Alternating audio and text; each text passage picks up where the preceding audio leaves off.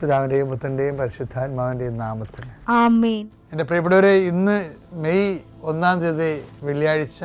അമ്മേ, പരിശുദ്ധ അമ്മേ, അമ്മേ പരിശുദ്ധമേ, ദൈവമാതാവേ, കൃപാസനത്തിലൂടെ ഞങ്ങൾക്കും ഞങ്ങളുടെ ദേശത്തിനും അമ്മ മധ്യസ്ഥം തേടി തന്ന എല്ലാ അനുഗ്രഹങ്ങൾക്കും കൃപകൾക്കും ഞങ്ങളിപ്പോൾ ഹൃദയം നിറഞ്ഞ നന്ദി പറയുന്നു. അമ്മേ പരിശുദ്ധമേ, ദൈവമാതാവേ, 2004 ഡിസംബർ 7 ഉച്ചകഴിഞ്ഞ് 2:30 കൃപാസനത്തിൽ സംഭവിച്ച അമ്മയുടെ പ്രത്യക്ഷപ്പെടലിനെ കുറിച്ച് തിരുസഭയ്ക്ക് സമർപ്പിച്ചിരിക്കുന്ന പഠനരേഖകളുടെ മേൽ സഭാത്മകമായ പഠനം ആരംഭിക്കുവാൻ ഞങ്ങൾ പ്രാർത്ഥിക്കുന്നു. അമ്മേ പരിശുദ്ധമേ, ഭൂസ്വർലോകങ്ങളുടെ രാജ്ഞിയായ അങ്ങേയ്ക്ക് ഭൗമസംരക്ഷണത്തിനായി പ്രപഞ്ചപ്രകൃതിയെ തന്നെ തിരുസഭ പ്രതിഷ്ഠിക്കുവാൻ ഈ പ്രത്യക്ഷീകരണം വഴി ഇടയാക്കണമേ. പരിശുദ്ധമേ, ജപമാല മാതാവേ, സകല കൃപാസനം പ്രാർത്ഥനയോടും ചേർത്ത് ഞങ്ങളിപ്പോൾ പ്രാർത്ഥിക്കുന്ന ഈ കുടുംബത്തിന്റെ പ്രത്യേക നിയോഗം പറ മക്കളെ.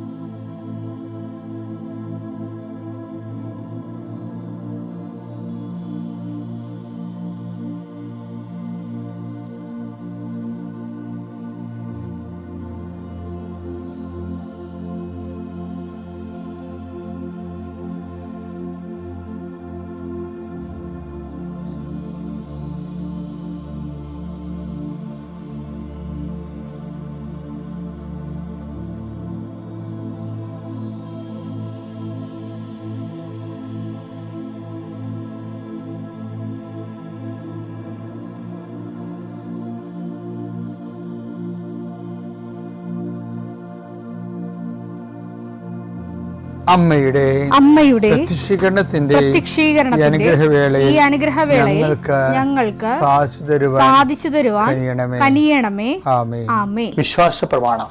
സർവശക്തനായ പിതാവും ആകാശത്തിന്റെയും ഭൂമിയുടെയും സൃഷ്ടാവുമായ ദൈവത്തിൽ ഞാൻ വിശ്വസിക്കുന്നു. അവിടുത്തെ ഏകപുത്രനും ഞങ്ങളുടെ കർത്താവുമായ ഈശോമിശിഹായിലും ഞാൻ വിശ്വസിക്കുന്നു. ഈ പുത്രൻ പരിശുദ്ധാത്മാവിനാൽ ഗർഭസ്ഥനായി കന്യകാമറിയത്തിൽ നിന്ന് പിറന്ന് പൊന്തിയോസ് പീലാത്തോസിന്റെ കാലത്ത് പീഡകൾ സഹിച്ച് കുരിശിൽ തറയ്ക്കപ്പെട്ട് മരിച്ച് അടക്കപ്പെട്ട് പാതാളങ്ങളിൽ ഇറങ്ങി മരിച്ചവരുടെ ഇടയിൽ നിന്ന് 3-ാം നാൾ ഉയർത്ത് സ്വർഗത്തിലേക്ക് എഴുന്നള്ളി സർവശക്തിയുള്ള പിതാവായ ദൈവത്തിന്റെ വലതുഭാഗത്തിരിക്കുന്നു. അവിടെ നിന്ന് ജീവിക്കുന്നവരെയും മരിച്ചവരെയും വിധിക്കുവാൻ വരുമെന്നും ഞാൻ വിശ്വസിക്കുന്നു. പരിശുദ്ധാത്മാവിലും ഞാൻ വിശ്വസിക്കുന്നു. വിശുദ്ധ കത്തോലിക്കാ സഭയിലും പുണ്യവാന്മാരുടെ ഐക്യത്തിലും പാപങ്ങളുടെ മോചനത്തിലും ശരീരത്തിന്റെ ഉയർപ്പിലും നിത്യമായ ജീവിതത്തിലും ഞാൻ വിശ്വസിക്കുന്നു. ആമേൻ. സ്വർഗ്ഗസ്ഥനായ ഞങ്ങളുടെ പിതാവേ, അങ്ങയുടെ നാമം പൂജിതമാകണമേ. അങ്ങയുടെ രാജ്യം വരണമേ. അങ്ങയുടെ തിരുമനസ് സ്വർഗത്തിലെ പോലെ ഭൂമിയിലും ആകണമേ. അന്നു വേണ്ടുന്ന ആഹാരം ഇന്ന് ഞങ്ങൾക്ക് തരണമേ. ഞങ്ങളോട് തെറ്റ് ചെയ്യുന്നവരോട് ഞങ്ങൾ ക്ഷമിക്കുന്നത് പോലെ ഞങ്ങളുടെ തെറ്റുകൾ ഞങ്ങളോടും ക്ഷമിക്കണമേ. ഞങ്ങളെ പ്രലോഭനത്തിൽ ഉൾപ്പെടുത്തരുതേ, തിന്മയിൽ ഞങ്ങൾ രക്ഷിക്കണമേ. ആമേൻ. നന്മ നിറഞ്ഞ മറിയമേ, സ്വസ്തി. കർത്താവ് അങ്ങയുടെ കൂടെ സ്ത്രീകളിൽ അങ്ങ് അനുഗ്രഹിക്കപ്പെട്ടവളാകുന്നു. അങ്ങയുടെ ഉദരത്തിൻ ഫലമായി ഈശോ അനുഗ്രഹിക്കപ്പെട്ടവനാകുന്നു. പരിശുദ്ധ മറിയമേ, തമ്പുരാന്റെ അമ്മേ, പാപികളായ ഞങ്ങൾക്ക് വേണ്ടി ഇപ്പോഴും ഞങ്ങളുടെ മരണസമയത്തും തമ്പുരാനോട് അപേക്ഷിക്കണമേ. ആമേൻ. കർത്താവിന്റെ ഉന്നതമായ നാമത്തിന് സ്വസ്ഥം ചെയ്യും. കർത്താവിന്റെ വിശുദ്ധ പൗരോഹിത്യത്തെ മഹത്വപ്പെടുത്തണമേ. കർത്താവ് സഭയിലുള്ള സാന്നിധ്യം പ്രകടമാക്കണമേ. 40 വർഷം ഞാൻ അർപ്പിച്ച കൃപാന്റെ യുഗതിയാൽ കൃപാസനത്താറെ ജീവനോടെ പ്രത്യക്ഷപ്പെട്ട മാതാവിൻ്റെ മധ്യസ്ഥത്താൽ ഞാൻ മക്കളെ ഈശോ നാമത്തെ ആശീർവദിക്കുന്നു. കർത്താവെ, ജോലിയില്ലാത്തവർ, വീടില്ലാത്തവർ, ജീവിതത്തിൽ കലഹങ്ങളും ഭിന്നതകൊണ്ട് പിരിഞ്ഞു താമസിക്കുന്ന ജീവിത പങ്കാളികളെ, കുഞ്ഞുങ്ങളുടെ തെറ്റായ അവസ്ഥകൾ കണ്ട് വിഷമിക്കുന്ന മാതാപിതാക്കന്മാർ, ശാരീരികമായ രോഗങ്ങളെ അവസരപ്പെടുന്നതും രോഗം ആകുന്നതിന് സമയമെടുക്കുന്നില്ല എന്ന് ഓർത്ത് ഉത്കണ്ഠപ്പെടുന്നവരെയും സമർപ്പിച്ച് പ്രാർത്ഥിക്കുന്നു. ഇന്ന് യാത്ര ചെയ്യുന്നവരെ, ഇന്നത്തെ യാത്രയ്ക്ക് വേണ്ടി വിവിധമായ ഒരുക്കിയിരിക്കുന്ന ലക്ഷ്യങ്ങൾ, കണ്ടുമുട്ടുന്ന വ്യക്തികൾ, സംസാരിക്കുന്ന സംഭാഷണങ്ങൾ, എഴുതുന്ന രേഖകൾ, ഒപ്പിടുന്ന ഡോക്യുമെൻറ്റുകൾ, പങ്കെടുക്കുന്ന ഇൻ്റർവ്യൂകൾ, സെൻഡ് ചെയ്യുന്ന മെസ്സേജുകൾ എല്ലാം കർത്താവിൻ്റെ കൃപയാൽ നിറയപ്പെടാനും, നീ ഇന്ന് തിരികെ എത്തുന്ന സമയത്ത് കർത്താവിൻ്റെ കൃപ നിന്നെ നിറഞ്ഞു നിന്നുകൊണ്ട് സന്തോഷം വന്ന് ഉറങ്ങുവാനും, ഇന്നത്തെ ദിവസം മുൻനിർത്തി നീ കണ്ടുമുട്ടുന്ന ഓരോ നിമിഷങ്ങളെയും, നിൻ്റെ ഓരോ സമയങ്ങളെയും, സന്ദർഭങ്ങളെയും, എല്ലാം സംരംഭങ്ങളെയും പരിശുദ്ധമ്മ ദൈവമാതാവിൻ്റെ മധ്യസ്ഥത്തിൽ രാത്രിയും തിരിച്ചെത്തുന്നവരെ കർത്താവിൻ്റെ നാമത്തിൽ മാതാവിൻ്റെ മധ്യസ്ഥതയും ഞാൻ നിൻ്റെ ജീവിതത്തെയും നിൻ്റെ കുടുംബത്തെയും ഈശോ നാമത്തെ ആശീർവദിക്കുന്നു. എൻ്റെ പ്രിയപ്പെട്ടവരെ, കഴിഞ്ഞ ദിവസം ഒരു ദിവസമുണ്ടായി. ഞാൻ എൻ്റെ നമ്മുടെ കൃപാസനത്തിൽ അലക്സസിനോട് ചുമ്മാ സംസാരിച്ചുകൊണ്ടിരിക്കുകയായിരുന്നു. ചുമ്മാ സംസാരിച്ചതല്ല, അങ്ങനെ ആധ്യാത്മിക കാര്യങ്ങൾ തന്നെ പറഞ്ഞുകൊണ്ടിരുന്നത്. അപ്പോൾ ഞാൻ പറഞ്ഞ്, ഒരു മനുഷ്യൻ്റെ ആത്മീയ വിജയമെന്ന് പറയണത് മരിക്കണ മുമ്പ് ഒരു സ്വർഗസ്ഥനായ പിതാവ് ചെല്ലാനുള്ള ലൈസൻസ് വാങ്ങിക്കണം. അപ്പോൾ നിങ്ങളവർക്ക് നമ്മളിങ്ങനെ എപ്പോഴും സ്വർഗസ്ഥനായ പിതാവ് 10,000 ചെല്ലുന്നില്ലേ? അല്ലേ, ചെല്ലുന്നുണ്ട്, പക്ഷേ ലൈസൻസ് ഇല്ല. അത് പ്രശ്നത്തില്ലേ, ഇപ്പം ഞാൻ ഉദാഹരണം ഇങ്ങോട്ട് പറയട്ടെ. ആലപ്പുഴയിൽ നിന്ന് കുറേ കയറൊക്കെ എക്സ്പോർട്ട് ചെയ്യുന്നുണ്ടല്ലോ, ഇംഗ്ലണ്ടിലേക്കോ അമേരിക്കയിലേക്കോ ഒക്കെ. പക്ഷേ ഇവിടെ അത് വീടുകളിലൊക്കെയാണ് ഇവിടെ ചെയ്യണത്. വീടുകളിൽ എൻ്റെ ക്വാളിറ്റി, സ്റ്റാൻഡേർഡ് എക്സ്പോർട്ട് ക്വാളിറ്റിയിൽ ചെയ്തിട്ട് ഇവർ അത് സീൽ ചെയ്ത് വിടുന്നതാണ്. പക്ഷേ ചില സമയത്ത് ഞാൻ ഈ കയറ്റാപ്പീസ് വെഞ്ചരിക്കാൻ ചെല്ലുവേ. വീടുകളിലെല്ലാം തറകളുണ്ട്, കയറുണ്ടാക്കണം, അത് വെഞ്ചരിക്കാൻ ചെല്ലും. അപ്പോൾ ചില വീടുകളിലൊക്കെ ആലപ്പുഴ സൈഡിൽ ഒക്കെ, ആലപ്പുഴയും ചേർത്തലയുണ്ട്.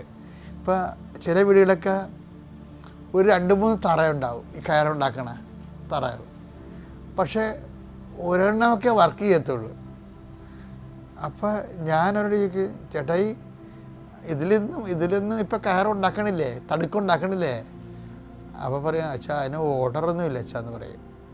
അപ്പോൾ ഓർഡർ ആരാ തരേണ്ടത്? ആലപ്പുഴത്തെ കയറ്റ് കമ്പനിക്കാരാണ് ഓർഡർ കൊടുക്കേണ്ടത്. അപ്പോൾ അവരുടെ മുതലാളിമാർ ചില സമയത്ത് 1-2 കയറ്റ് കമ്പനി വെഞ്ചരിക്കാൻ ചെന്നപ്പോൾ അവിടെയും പ്രശ്നം അതാണ്. അവർ ഗോഡൗണൊക്കെ ഉണ്ടാക്കിയിട്ടുണ്ട്, വലിയ വലിയ ഗോഡൗണുകൾ. അതിനകത്ത് പക്ഷേ ചരക്ക് കുറവാണ്. എന്താ കാര്യം പറയുമ്പോൾ ഓർഡറില്ലെന്ന് വെച്ചാണ് അവരും പറയേണ്ടത്. ഓർഡറില്ല വെച്ചാൽ എവിടുന്ന് ഓർഡറില്ല? ഫോറിൻ ഓർഡറേ, ഇവർ ജർമ്മനിയിൽ നിന്നൊക്കെ ഓർഡർ ചെയ്യണം. അപ്പം ഈ കയറിന് ചിലപ്പോൾ ജൂട്ട് കയറി അവിടെ മുൻകൂർ അഡ്വാൻസായിട്ട് അവിടെ കൊണ്ട് ഈ ബംഗാളിൽ നിന്നൊക്കെ കൊണ്ട് അടിക്കും. അപ്പോൾ കയറിന് ഡിമാൻഡ് കുറയും, ഓർഡർ കുറയും. അപ്പോൾ ഓർഡർ ഇല്ലെങ്കിൽ നമുക്ക് ഉൽപ്പാദിപ്പിക്കാൻ പറ്റത്തില്ല. ഈ നമ്മുടെ ഒരു വിഷയം എന്ന് പറയുന്നത് പലപ്പോഴും നമ്മൾ പ്രാർത്ഥിക്കുന്നതിന് മുമ്പ് തന്നെ പ്രാർത്ഥിക്കാനുള്ള ഓർഡർ വാങ്ങിച്ചെടുക്കണം ദൈവത്തിൻ്റെ. അത് ഭയങ്കര അത് ആത്മീയകാര്യം ഇല്ല, അങ്ങനെയാണ്. ദൈവമായിട്ട് ഉള്ള എല്ലാ റിലേഷൻസിലും ഇപ്പോൾ ഈ കർത്താവിൻ്റെ കൂടെ കുറേ ആൾക്കാർ മരിച്ചേ, നിങ്ങൾക്കറിയാമല്ലോ അല്ലേ? ഒരു 6000, ഈ നല്ല കള്ളനും ചീത്തക്കള്ളനും നല്ല കള്ളനും ഉൾപ്പെടെ 6000 പേരാണ് ആ കാലഘട്ടങ്ങളിൽ കുരിശിൽ തൂക്കി കൊല്ലപ്പെട്ടിരിക്കുന്നത് കർത്താവിൻ്റെ കൂടെ. ആ ഒരു കാലഘട്ടം, ആ ഒരു 200-300 കൊല്ലത്തിനുള്ളിൽ 6000 പേര് കുരിശിൽ തൂങ്ങി മരിച്ചിട്ടുണ്ട്. അപ്പോൾ അതിൻ്റെ അകത്ത് അതെല്ലാം മുന്നിൽ കണ്ടുകൊണ്ടാണ് ഈശോ പറയുന്നത്, അത് ഈ പിതാവായ ദൈവം എനിക്ക് അംഗീകാരം മുദ്ര ചാർത്തിയിരിക്കണമെന്ന് പറയുന്നത്. യോഹന്നാൻ 6:27.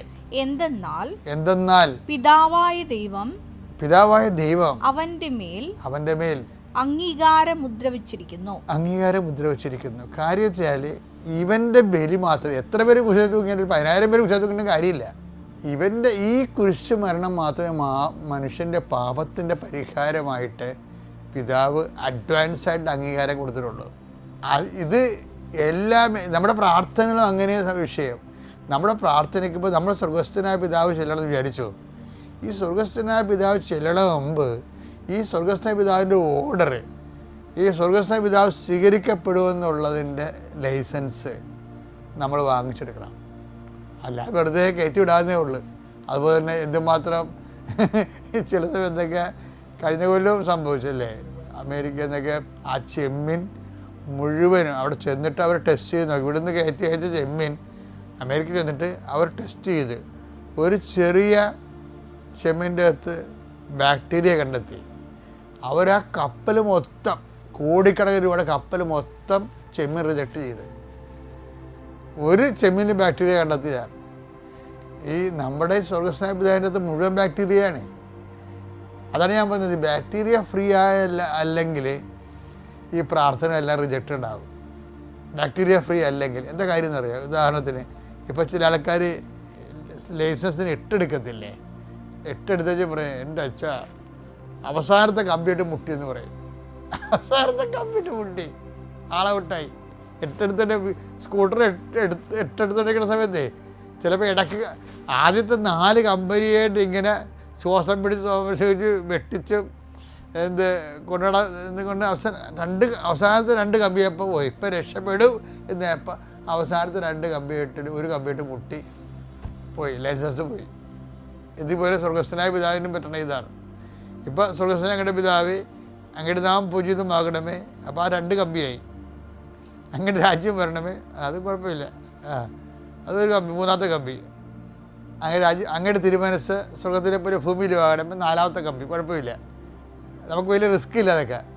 പിന്നെ എന്താ അന്നൊന്നും വേണ്ട ആഹാരം ഇന്ന് ഞങ്ങൾക്ക് തരണമേ, അത് 5ാമത്തെ കമ്പിയാണ്. അത് കുഴപ്പം റിസ്ക്കിലാ പോകും. പിന്നെ എന്താ ഞങ്ങളുടെ കടക്കാരോട് ഞങ്ങൾ ക്ഷമിക്കുന്ന പോലെ, അയ്യോ അത് 6ാമത്തെ കമ്പിയാണ് മുട്ടും, ഔട്ടാവും. ചില ആൾക്കാർ വയസ്സ് 75 ഉണ്ടെങ്കിലും ഇന്ന് വരെ സ്വർഗസ്ഥനായ പിതാവ് കയറ്റി അയച്ചത് എല്ലാവരും ചെട്ടായിരിക്കും. എന്താ കാര്യം?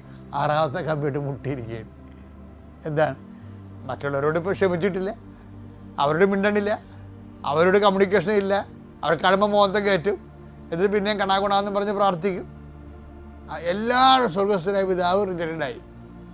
അതുകൊണ്ട് ഏറ്റവും പ്രധാനപ്പെട്ട റിസ്ക്, പ്രാർത്ഥനയുടെ റിസ്ക് എന്ന് പറയുന്നത് പ്രാർത്ഥിക്കാനുള്ള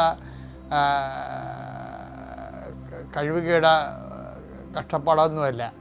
ഈ പ്രാർത്ഥന ദൈവത്തിനെ കൊണ്ട് സ്വീകരിപ്പിച്ചെടുക്കാൻ പറ്റിയ പ്രാർത്ഥനയുടെ ഓർഡർ ലഭിക്കുന്ന പ്രാർത്ഥിക്കാനുള്ള ലൈസൻസ് വാങ്ങിക്കണം. അപ്പോൾ എപ്പോഴും ശ്രദ്ധിച്ചേക്കണം, എൻ്റെ പ്രാർത്ഥനാ ജീവിതം സ്വീകാര്യമാകാൻ വേണ്ടി മുൻകൂർ ദൈവതിരുസന്നിധി വെടിപ്പായി നിൽക്കാൻ കർത്താവ് നിങ്ങളെ അനുഗ്രഹിക്കട്ടെ. പിതാവിൻ്റെയും പുത്രൻ്റെയും പരിശുദ്ധാത്മാവിൻ്റെയും നാമത്തിൽ.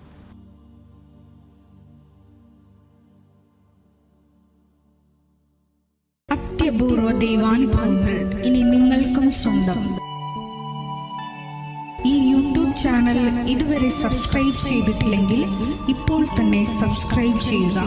ഈ വീഡിയോ ഇപ്പോൾ തന്നെ നിങ്ങളുടെ സുഹൃത്തുക്കൾക്ക് ഷെയർ ചെയ്തുകൊണ്ട് കർത്താവിൻ്റെ പ്രേക്ഷിതരാകുക.